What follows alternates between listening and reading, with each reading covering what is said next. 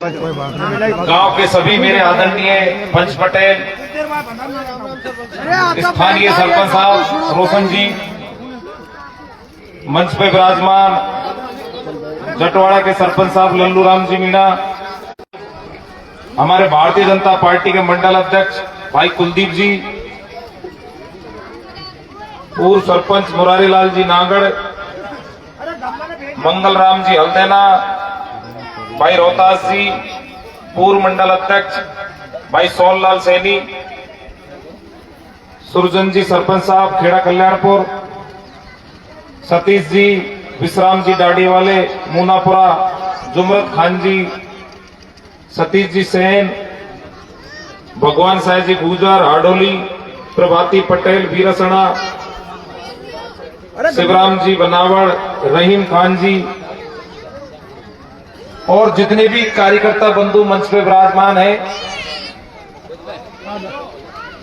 सामने मेरी विराजमान मेरी माताएं बहनें, दूर दराज से पधारे सभी मेरे पिता तुल पंच पटेल, युवा साथियों, माताएं बहनों, सबसे पहले तो मैं बस्ती का बहुत बहुत धन्यवाद देना चाहूंगा।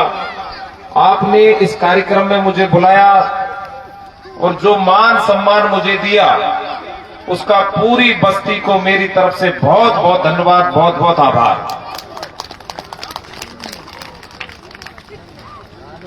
आपके आशीर्वाद से जब चुनाव प्रचार के दौरान मैं आपके गांव में आया था, आपने बहुत लाड प्यार से मेरा स्वागत सत्कार किया, आशीर्वाद दिया और उस आशीर्वाद के बल पर मैं चुनाव जीतकर राजस्थान की विधानसभा में पहुंचा। ये जीवन भर आपके एहसान को मैं कभी नहीं भुला पाऊंगा, क्योंकि जब पूरे विधानसभा क्षेत्र के गांव-गांव, ढाणी-ढाणी पर हम आप सबके आशीर्वाद के लिए आए और ऐदलपुर में भी आपके बीच में मैं जब आया तो पूरी बस्ती एक साथ इकट्ठा होकर मेरा स्वागत सम्मान किया, मुझे आशीर्वाद दिया और आज ऐदलपुर के कारण ऐदलपुर के सभी मेरी माताएं पंच पटेल युवा साथियों के आशीर्वाद से राजस्थान की विधानसभा में मुझे पहुंचने का अवसर मिला।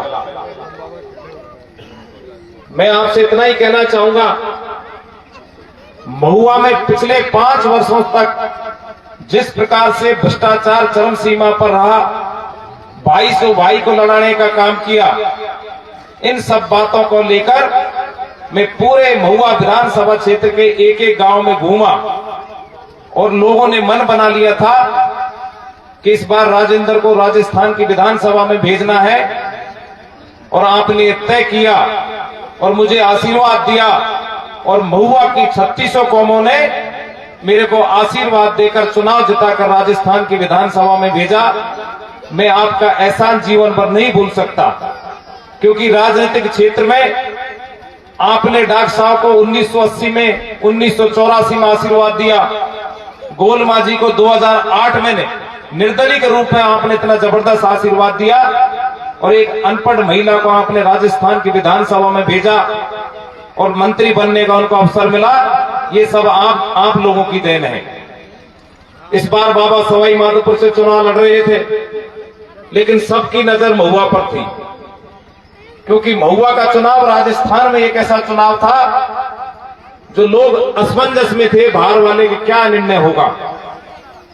लेकिन मुझे विश्वास था, क्योंकि मैं 5 वर्ष तक आपके बीच में, जब 2018 के चुनाव हारा तो आपके बीच में 5 साल तक दिन रात मेहनत मैंने की, आप सबके दुख सुख में मैं सम्मिलित रहा और उसके कारण आपने मुझे आशीर्वाद दिया और मैं राजस्थान की विधानसभा में पहुंचा।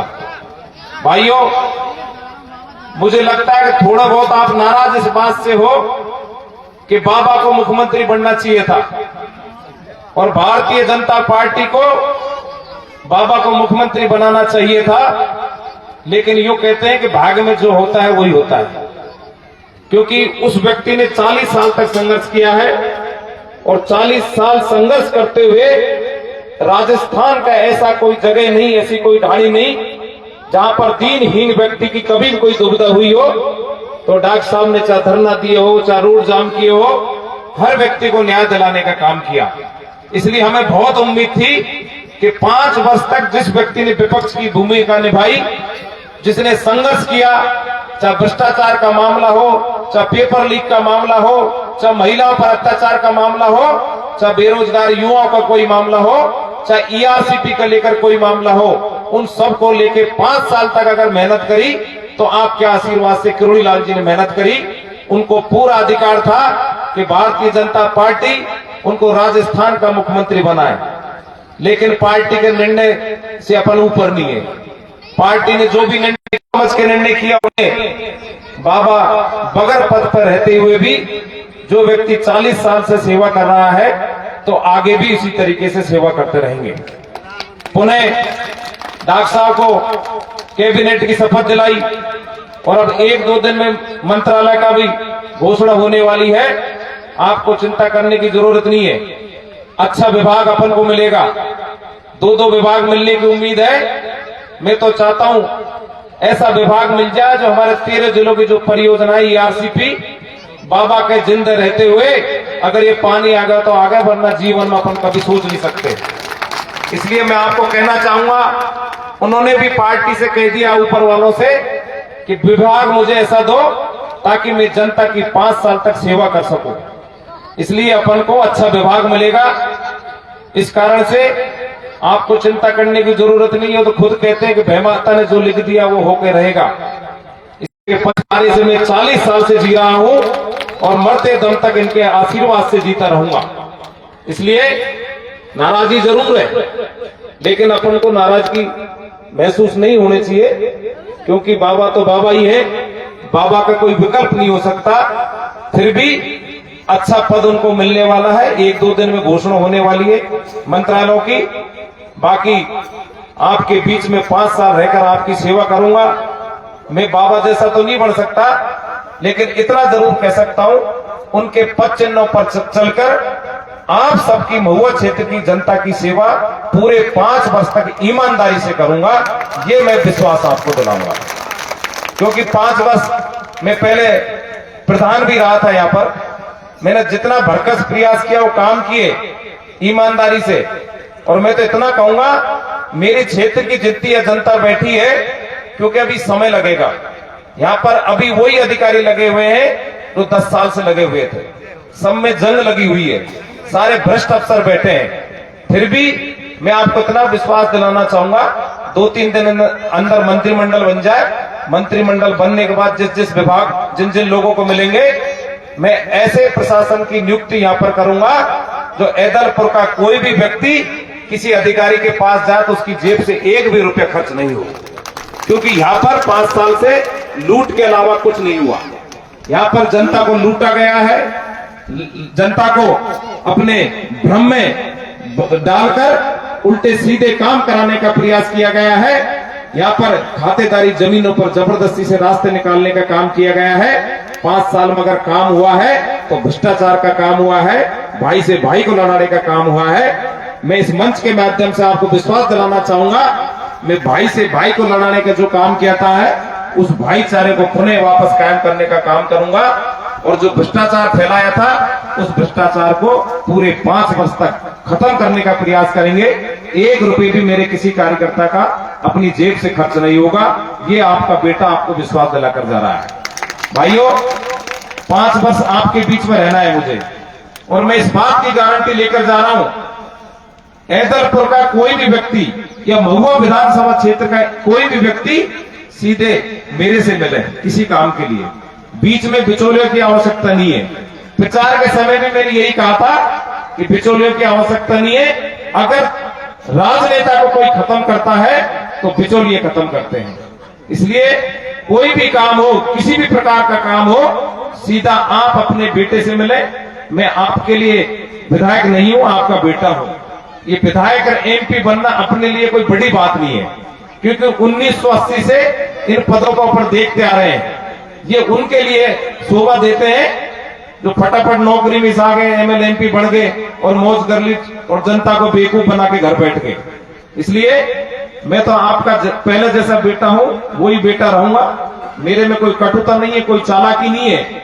आजकल राजनीति में एक चीज बहुत जरूरी है, आजकल सीधापन का हर एक आदमी फायदा उठा लेता है, लेकिन मैं 5 वर्ष आपके बीच में रहकर मैंने सेवा की है। मैं एक एक व्यक्ति को, एक एक गांव के व्यक्ति को अच्छे से जानता हूं, कौन अच्छा है, कौन पराया है, कौन अपना है।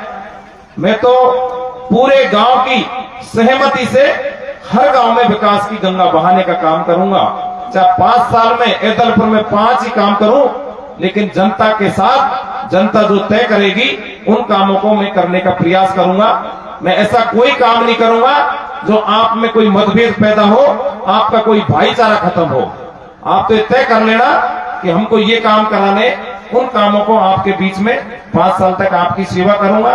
आप तो इसी तरीके से प्यार से रहें, शांति से रहें, भाईचारे से रहें। मेरे को कुछ समस्याएं दी है गांव की। एक तो सबसे पहली समस्या तो यही है कि अपने भूमिया बाबा का स्थान है जो ऊपर, उसका रोड का कार्य कराना है। क्योंकि अब मैं यहाँ 10 घोषणा करके जाऊंगा, लेकिन ऐसे नहीं घोषणा करूंगा क्योंकि दोबारा मुझे यहाँ आना पड़ेगा। तो अगर मैं पूरी नहीं करूंगा तो तुम वैसे ही बांध के मेरे को पटक दोगे।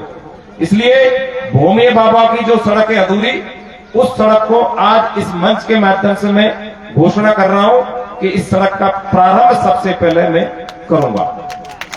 इसके अलावा बनावड़ की घाटी जो बहुत ही महत्वपूर्ण घाटी है, उस घाटी को भी बाबा ने बनवाया था, आपको ध्यान हो, 2 बार। उसके बाद आज तक उसमें कोई कंकरी नहीं लगी। वो सारी सड़क खुदी पड़ी है। आने जाने वालों को बड़ी दिक्कत होती है। 4 व्हीलर वहां चल नहीं सकते, 2 व्हीलर वहां नहीं चल सकते। इसलिए दूसरा काम, हम उस सड़क को पूरी अच्छे से दुरुस्त करेंगे ताकि आवागमन में किसी प्रकार की कोई दिक्कत नहीं हो सके। अब सबसे बड़ी समस्या है हमारी माता बहनों की, जो आवारा गाय वगैरह जो घूमती है गांवों में, तो उनका समाधान कैसे हो। पहले तो मैं ये कहूंगा कि अगर प्रत्येक परिवार का एक एक व्यक्ति एक एक गाय को घर में रख ले तो इसका समाधान हो जाए, लेकिन कोई नहीं रखेगा, मुझे पता है, क्योंकि जहां भी जाते हैं समस्या है। मैं इतना जरूर कह सकता हूं, गांव के 5-6 आदमी कमेटी बना लो, साधन की व्यवस्था कर लो और गाय को उन साधनों में अपन बैठाकर 2 जगह गौशाला है, महुआ और मंडावर। ये मेरी जिम्मेदारी है। दोनों गौशालाओं में आधी आधी गायों को अपन, आधी मंडावर आधी महुआ, उनको अगर आप ये कर सके तो ये मैं जिम्मेदारी ले सकता हूं। और भली साधन का खर्चा भी आप नहीं उठा सको तो साधन का खर्चा मैं दे दूंगा, लेकिन जितने भी आवारा पशु हैं उनको गाड़ियों में भरकर आपको ये व्यवस्था करनी है। इसका एक ही उपाय है, इसके अलावा कोई इसका उपाय नहीं है। इसलिए अगर आप इसमें सहमत हो जाए तो ये माता बहनों का जो परेशानी, जो संकट है, ये दूर हो जाए। इसलिए गांव के सभी पंचपटलों से यही कहूंगा कि आप तय कर लें, तो मैं गौशाला वालों से बात कर लूंगा, तो अपने सारी गायें वहां चली जाएंगी। बिजली की समस्या काफी है, क्योंकि राज बदलने के बाद बिजली गड़बड़ होगी। सभी जगह दिक्कत हुई थी। वो दिक्कत इसलिए हुई थी कि हमारे पहले के जो मुख्यमंत्री हैं अशोक गहलोत साहब, वो 5,00,000 करोड़ का कर्जा ऐसा छोड़ के चले गए, क्योंकि उन्होंने 5 साल तक रेवड़ी बांटने का काम किया। लोग लुभावनी घोषणाएं उन्होंने करी, इसलिए पूरा खजाना खाली हो गया। पंजाब से, हरियाणा से जो बिजली आने वाली थी उसका वहां बिल जमा नहीं हुआ। उस कारण से अपन को ये 2-3 दिन, 10-15 दिन से लगातार दिक्कत आ रही थी। लेकिन मैं कल दौसा जिले में सभी अधिकारियों के साथ बैठकर आया हूं। आपकी बिजली की जो समस्या है, जो 3 फेज की, जो किसान भाई वैसे तो दिन में आ रही होगी, दिन में आ रही है, इसलिए ज्यादा दिक्कत किस लिए आ रही है कि पूरे क्षेत्र में हमने दिन में करा दी, इस कारण से वोल्टेज की चक्कर पड़ रहा है। बाकी ऐसी कोई दिक्कत नहीं है, क्योंकि अब 10 साल की गंदगी 10 दिन में खत्म नहीं हो सकती। इसमें थोड़ा समय लगेगा, लेकिन मैं इतना विश्वास दिलाना चाहूंगा, जो गंदगी थी उस गंदगी को आप सबके आशीर्वाद से अच्छे से हटाएंगे और एक नए सिरे से महुआ में विकास की गंगा बहाने का हम काम करेंगे। और जितने भी ये तार, जो पुराने तार है लानों के, उनको भी मैं धीरे धीरे कर दूंगा। आप कतई चिंता नहीं करें, क्योंकि धीरे धीरे जो काम करेंगे, 1-1, 2-2 काम करेंगे, उससे ज्यादा विकास होगा। आज मैं 10 चीजों घोषणा करता हूं, पूरी नहीं होंगी तो फिर आप मुझे गाली दोगे। इसलिए अभी शुरुआत है, 20 दिन हुए हैं अपन को एमएलए बने, पूरे 5 साल आपकी सेवा करनी है। मैं तो इतना ही कहूंगा, भाई भाई की लड़ाई को कभी मेरे पास लेके मत आना। अगर समझौते के लिए आओगे तो मैं समझौता करा दूंगा, लेकिन ऐसे कामों को मेरे पास मत लाना। आपका व्यक्तिगत कोई भी काम हो, कभी आधी रात पर भी आओगे तो मना नहीं करूंगा। आपका ये प्यार और आशीर्वाद सदा हमारे ऊपर ऐसा ही बना रहा है, आगे भी ऐसा ही बना रहे। और मैं आप सबके लिए आपका बेटा हूं, विधायक बाद में हूं। मैं पूरे तन मन से ईमानदारी से सेवा करूंगा। जीवन में कभी 1 रुपया नहीं कमाया है, न जीवन में कमाएंगे। डॉक्टर साहब ने भी जीवन राजनीति में यही काम किया है। बाकी तो नेता खूब आते राजनीति में, पैसा कमा के अपना घर भर लेते हैं। हमारे पास अगर सब कुछ बड़ा धन है तो हमारी ये सारी जनता, हमारे पूरी जिंदगी में एक पेट्रोल पंप है, पूरा परिवार उस पेट्रोल पंप से कमाता खाता है। मेरी खुद की घरवाली नौकरी करती है, 50,000 रुपए उसको मिलते हैं बेचारे को, सुबह जाती है शाम को स्कूल से आती है। नहीं तो कहते हैं कि करोड़ी लाल के भतीजे की घरवाली भी नौकरी कर रही है। बहुत सारे लोग इस बात को कहते हैं। बाकी तो राजनीति तो आज है, कल नहीं है। सरकारी जो भी अगर नौकरी है तो उसको बहुत जरूरी है। 2 बेटियां हैं, उनका भी पालन पोषण करना है, हमारे ऊपर सदा बना रहा है। और उस आशीर्वाद के बल पर हम आगे बढ़ रहे हैं और आपके विकास और आपकी सम्मान के लिए हम आगे काम करते रहेंगे। इन्हीं शुभकामनाओं के साथ पुणे बस्ती का बहुत बहुत धन्यवाद देना चाहूंगा। और जो बात कहकर जा रहा हूं उन बातों को 100% पूरा करूंगा, ये मैं बस्ती को विश्वास दिलाना चाह रहा हूं। बहुत बहुत शुभकामनाएं नव वर्ष की आपको। पूरे साल आप खुश रहे, आने वाला समय आपके परिवार का खुशमय जीवन जिए, आप शांति से रहे, भाईचारे से रहे। इन्हीं शुभकामनाओं के साथ पुणे आपको नए वर्ष की बहुत बहुत शुभकामनाएं। धन्यवाद। जय हिंद, जय भारत।